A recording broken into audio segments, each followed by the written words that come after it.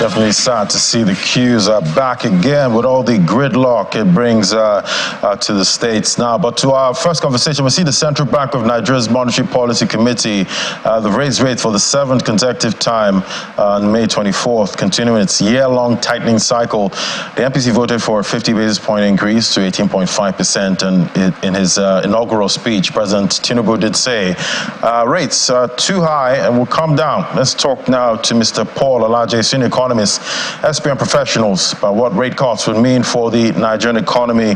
Great to have you. Good morning. But first, let's start off with this fuel crisis at this point now. I'm sure getting to our Abuja studio, you did experience some fuel queues and gridlocks right there.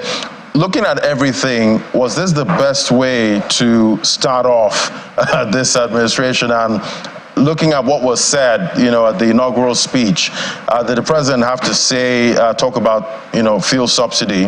And looking at where we are now, how can they save this situation? Well, thank you so very much for having me. I remember that we had conversation about fuel subsidy time and again, and we also mentioned some of the key things that must be done, that should be done, as advised to the former administration. Remember that 2020, the then Minister of State for Petroleum, Mr. Demis Priscilla, had announced that subsidy had been removed in the year 2020. That was, I think, the last quarter of 2020. But 2021, subsidy resurfaced. By the way, Mr. Demis Priscilla will not be the first person to announce subsidy removal. The military president, the military head of state, Ibrahim Babangida, had announced it. General Sani Abacha announced it. President Obasanjo announced it. President Goodluck Jonathan announced it. Then President Buhari, the president that just left office less than 48 hours ago, also announced it. The next person announcing it is President Bola Ahmed Tinubu. Something is consistent. All these leaders feel subsidy should go. But let's look at the economics of it, and let's look at why, in spite of those announcements, the show of will at the beginning of administration, how come this subsidy from time to time returns back to the cost or to the payment of PMS by Nigeria? The truth is, alternatives have not been provided. We had advised earlier that refineries should work. Remember that President Buhari's administration had promised that several thousands of people's vehicles will be converted from petrol to gas. Today, I really don't know how many vehicles have been converted. Before we get to this point, we have seen queues all over the country, from Cross River, where I was yesterday, to FCT, where I am right now. We have seen queues virtually all over the countries. Our research assistant has also confirmed that there are queues virtually everywhere in the country. Now, this queue we have options, because as we speak, subsidy has not been removed. And you could hear incumbents saying, as of now, subsidy has not been removed. To the last day government has made provision for, then you will have to carry your faith by yourself. You will have to decide whether you need or not. That in itself has a lot of implication. The first implication is that we are not sure whether the economy is going to grow. Government is targeting 6% GDP growth rate. If people don't have access to what they need, then will they be able to? Government often compare Nigeria with the rest of the world, such as Saudi Arabia, United Arab Emirates, where petrol has sold, where PMS are sold for equivalent of 600, 700 naira per liter. The question is, what happens to effective demand? You cannot say you want to compare forces of demand without looking at the effectiveness of demand. The National Bureau of Statistics is an agency of government that we must respect. That agency says 133 million Nigerians are living in multi-dimensional poverty. They don't have vehicles. If they have vehicles, then you cannot totally say they are poor. But they don't have vehicles. How do they move from one point to another? Perhaps prices would increase by 100% or 120%. If it increases, how will they get to the location where they make their living? Maybe they are employed or they are engaged in menial jobs. If they are employed by organization, is it guaranteed the organization will increase their wages? wages or their salaries, if they are into small businesses, micro scale businesses, are we guaranteeing that these businesses will have more money? Because certainly increase in prices will affect them. So here is it. What should we therefore do about subsidy? I am of the opinion that there should be alternative in terms of refinery. The good news is that the last administration, towards the end, commissioned Dangote refinery. Dangote have said, well, by end of July, August, thereabout, we'll start pumping PMS. That means we can reduce some of the cost, the actual cost. And I've also advised that we should not rely just on one refinery. Government should give out those 4 refineries to private sector whose interest is to make profit.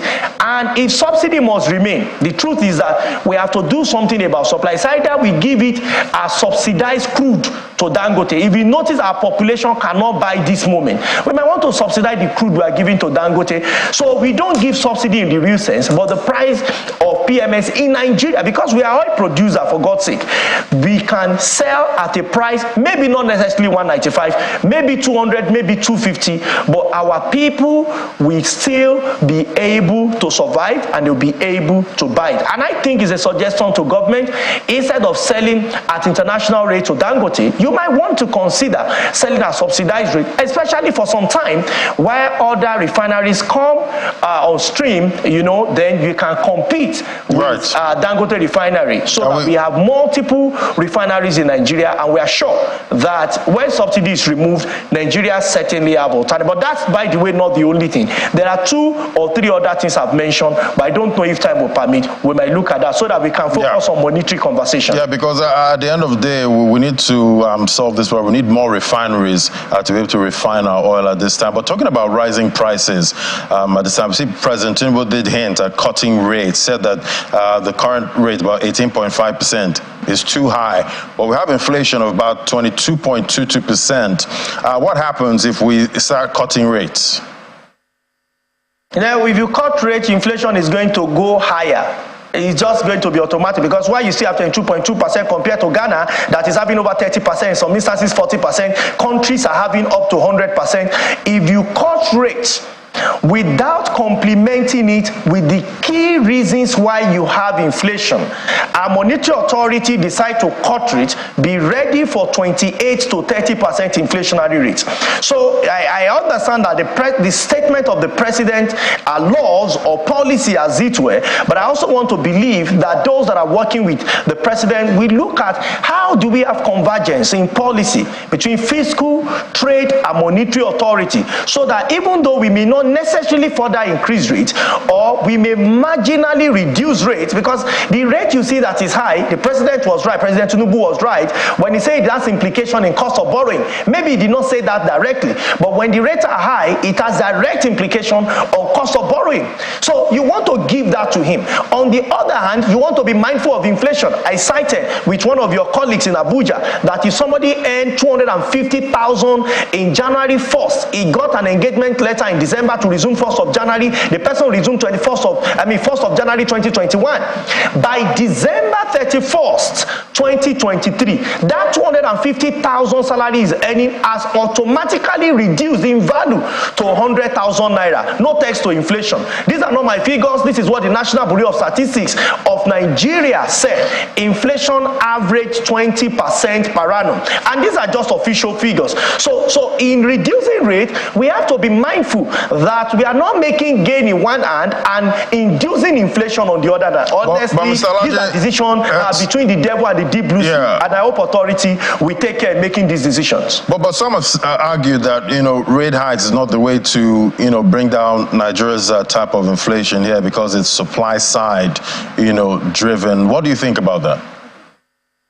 I completely agree with them, but you see that we have been clapping with one hand. What I've seen over the years in the President Buhari administration, former president, is that Nigerian policymakers, especially fiscal, monetary, and trade, have been clapping with one hand. We have only been seeing the monetary authority take decision. Fiscal authority must understand that most of the things, what is really driving inflation at 24%, the real driver holding the steering of inflation is food inflation. Food inflation is 24%. 5%. Why? Because most of the farmers have gone to IDP camps, and we still have terrorism, banditry, kidnapping happening in most of the farms.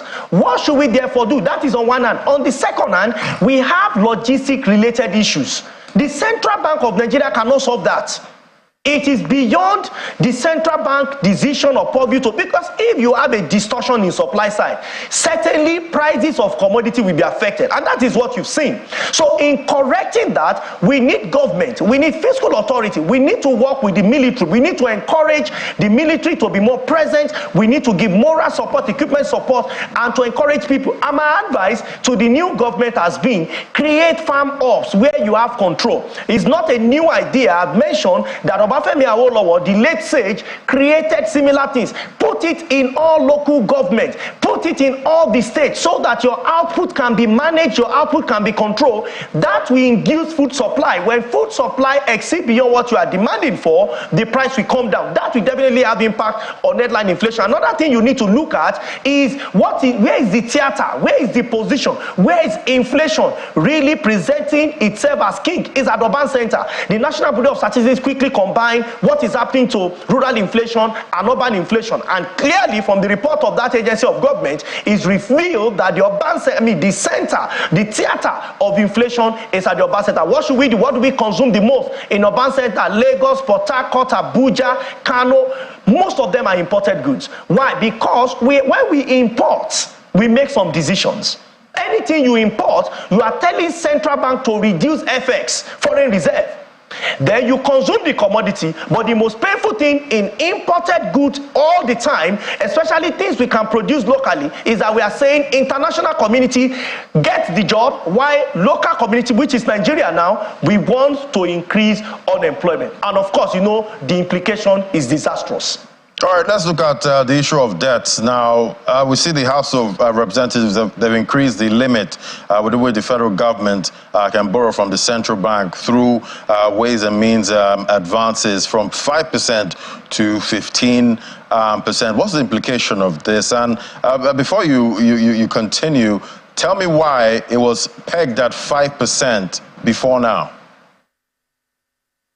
Well, it was pegged at 5% because to tame the appetite for borrowing and for government to be serious with generating revenue and not relax that if we have access to 50%, 15% or 20%, we can always go to the central bank and collect an advance. Remember that those monies are not supposed to be loans, they are supposed to be advanced to be paid back within the same budget year. So what you saw in 2022 was that instead of 5%, the last administration collected advances up to 91%. That's over 86% more than what was planned in the Central Bank Act. But that said, that loan has been converted to loan 22.7 trillion naira. That's what is reported. It has not been securitized. So you have that. Government is saying, even though in economics we call that self-medication, we have given 3 years moratorium for such, and we now say that after 3 years the interest will be at 9%. But whatever it is, if you have that to debt profile of what the last administration has handed over to the brand new president, it will be about 70 trillion naira. Now, it has been expanded to 15%. What does it mean? 15% not of anything, but 15% of the revenue we generated in 2022. So we need to look at what we generated in 2022 and say, anytime we need fund, and maybe we have put in the market bonds, or we have put in the market treasury bills, or we're expecting revenue from oil or non-oil sector, FRS, immigration, we can take 15% as a benchmark for last year revenue to come as advances. Government can use that. For instance, government want to pay civil servant, or government want to implement one project or the other. Before the money comes, central bank can come as a banker's bank and lend to government, then government can spend such money. But that is not without implication, because if the appetite of government goes further, I'm afraid we may be back in the 90, 91, 96% territory, just as we saw in the last administration. So caution must be taken very carefully. Before I let you go now, looking at the Tinubu government at this point, how can they navigate all these headwinds without racking up more debt?